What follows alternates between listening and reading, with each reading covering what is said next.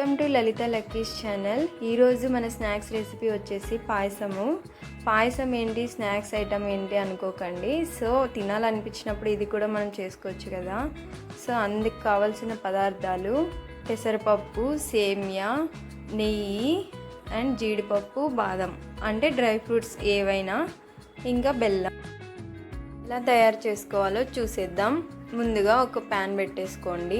అంటే ఇలా కుక్కర్లోనే చేయాలని ఏం లేదు, మామూలుగా మనం వండుకునే పాత్రలు ఉంటాయి కదా, అందులో కూడా చేసేసుకోవచ్చు అనమాట. సో అది పెట్టేసుకొని సేమ్యాని, పెసరపప్పుని బాగా వేయించుకోవాలన్నమాట.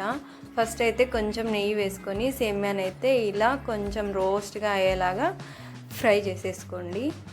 ఇలా ఒక హాఫ్ గ్లాస్ పెసరపప్పునైతే తీసుకున్నా, అంటే నేను కొద్దిగా చేస్తున్నాను అనమాట. సో అందుకని ఇంకా హాఫ్ గ్లాస్ పెసరపప్పుని కూడా తీసుకొని బాగా వేయించేసుకోవాలన్నమాట. లో ఫ్లేమ్లోనే కొంచెం నెయ్యి అయితే వేసేసుకొని, నెయ్యి వేసుకోవచ్చు, నూనె కూడా వేసుకోవచ్చు ఫ్రెండ్స్. నెయ్యే కావాలనే రూల్ అయితే ఏమాత్రం లేదు. సో కొంతమంది అయితే నెయ్యి అస్సలు ఇష్టపడరు కదా. సో అట్లాంటి వాళ్ళు ఖచ్చితంగా ఆయిల్ కూడా వేసుకొని ఫ్రై చేసుకోవచ్చు అనమాట.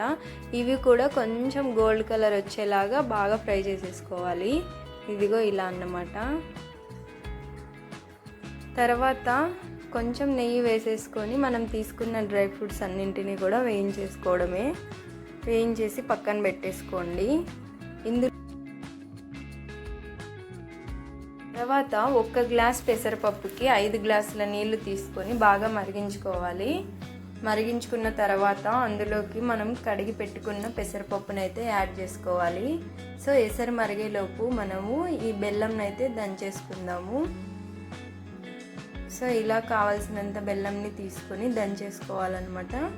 సో హాఫ్ కప్పు పెసరపప్పు తీసుకున్నాను కదా, సేమ్యాలు కలిపితే 1 గ్లాస్ అవుతుంది కదా, అలా ఆ కొలత ప్రకారం 1 గ్లాసు అయ్యేలాగా బెల్లాన్ని అయితే ఇలా దంచి అయితే పెట్టేసుకున్నాను అనమాట. మీకు అర్థమైంది కదా. హాఫ్ గ్లాసు సేమ్యాలు, హాఫ్ గ్లాసు పెసరపప్పు అన్నమాట. సో 1 గ్లాస్ బెల్లం అనమాట. ఇదే కొలత అనమాట, అంతే. 5 గ్లాసెస్ వాటర్ వేసుకున్నా, ఇంకా ఎక్కువైనా వేసుకోవచ్చు, ఏం పర్లేదు. సో కడిగి పెట్టుకున్న పెసరపప్పుని కూడా ఎసర్లో వేసేసి ఒక 2 విజిల్స్ అయితే పెట్టేసుకుంటున్నాను.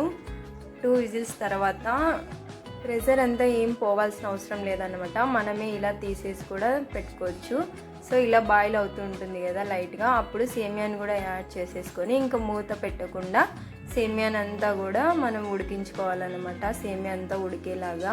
ఈ ప్రాసెస్ని కుక్కర్లో అయితే ఎప్పుడు చేయలేదు, ఇదే ఫస్ట్ టైము. ఎందుకంటే త్వరగా అవ్వాలి అని చెప్పేసి మామూలుగా మనం వండుకునే పాత్రలు ఉంటాయి కదా, అందులోనే చేసేసుకోవచ్చు. కాకపోతే పెసరపప్పు ఉడకటానికి మాత్రమే టైం పడుతుంది అన్నమాట.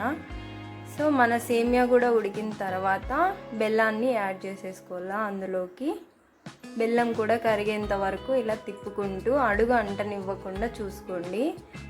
ఒకవేళ మీకు అడుగు అంటుతుంది లేదా ఇది గట్టిగా తయారవుతుంది అనుకున్నప్పుడు పక్కన హాట్ వాటర్ని పెట్టేసి 1 గ్లాస్ అట్లా ఇంకొక గ్లాస్ని కూడా మనం యాడ్ చేసేసుకోవచ్చు అనమాట.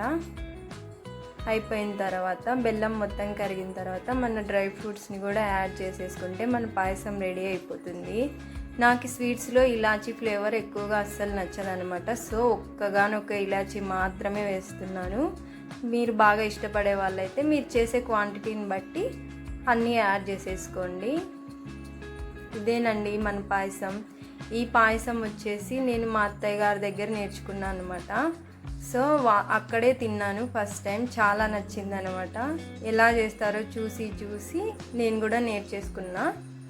సో ఇది మన పాయసం రెసిపీ అన్నమాట. నచ్చితే తప్పకుండా ఒక్కసారి లైక్ కొట్టేయండి friends. Please do subscribe my channel and like my videos friends. ఎంత కష్టపడి వీడియోస్ తీస్తున్నాం, బట్ లైక్స్ మాత్రం అస్సలు రావడం లేదు. Anyway, thanks for watching friends. ఇది ఇవాళ మా స్నాక్స్ అన్నమాట. సో మా పిల్లలైతే కమ్మగా ఈ పాయసాన్ని బాగా తిన్నారనమాట. ఇంకొక చిన్న విషయం ఏంటంటే ఈ పాయసాన్ని మనం దేవుడికి నైవేద్యంగా కూడా పెట్టుకోవచ్చు. ఓకే ఫ్రెండ్స్, బాయ్, ఉంటా. మరి నెక్స్ట్ రెసిపీతో మళ్ళీ మీ ముందు ఉంటాను అనమాట. Thank you for watching.